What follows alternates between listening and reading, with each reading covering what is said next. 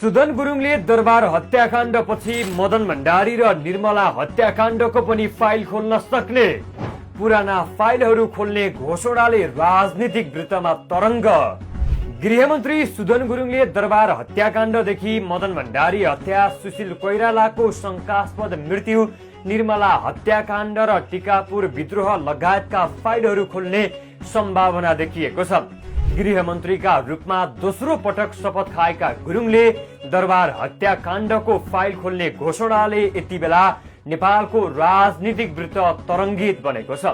सुदनले बन्द फाइलहरू सबै खोल्ने बताएसँगै मदन भण्डारी हत्यादेखि निर्मला हत्याकाण्डसम्मको फाइल खोल्न सक्ने आम जनताले अपेक्षा गरेका छन्। गुरुङले कसैलाई पनि नछोड्ने बताउँदै सबै फाइल खोल्ने बताएका हुन्। नेपालमा विगतमा भएका विभिन्न हत्याकाण्डहरू अहिलेसम्म पनि रहस्यकै रूपमा रहेका छन्। छानबिन समिति बने पनि त्यसले विश्वासिलो र भरपर्दो रिपोर्ट बनाउन नसक्दा ती समितिका रिपोर्टहरू दराजमा थन्किएका छन्। जनताले भने पत्याएका छैनन्। ब्युटी प्रोडक्ट्समा लाखौं खर्च गरेर पनि सोचे जस्तो रिजल्ट पाइराख्नु भएको छैन। मल्टी न्युट्रिसनले तपाईका लागि नेपालमै पहिलो पटक lab tested European skin care प्रोडक्टहरू ल्याएको छ, which provides 100% guaranteed result. Order your skin product now. यो पटक सुदन गुरुङले भने ठूलो हिम्मतका साथमा पुराना फाइलहरू खोल्ने घोषणा गरेका हुन्। उज्यालो नेपाल पार्टीका अध्यक्ष कुलमान घिसिङले पनि सुदन गुरुङले फाइल खोल्ने घोषणा गरेसँगै साथ दिएका छन्।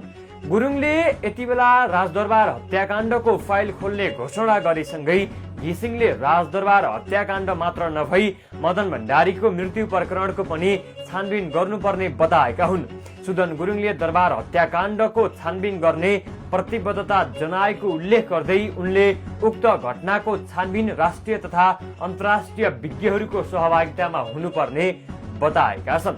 मदन भण्डारीको मृत्यु प्रकरणको सत्य तथ्य सार्वजनिक गर्न र पूर्व प्रधानमन्त्री सुशील कोइरालाको मृत्युबारे पनि उठेका शंकाको समेत अनुसन्धान गर्नुपर्ने, निर्मला पन्त हत्या प्रकरणको दोषी अझै पहिचान हुन नसकेको भन्दै घिसिङले सरकारले यस्ता र यी काण्डहरूको पनि फाइल खोल्नुपर्ने बताएका हुन्। त्यति मात्र नभई टिकापुर घटनापछि गठन भएको लाल आयोगको प्रतिवेदन पनि सार्वजनिक गर्न कुलमान घिसिङले सुदन गुरुङसँग माग गरेका छन्।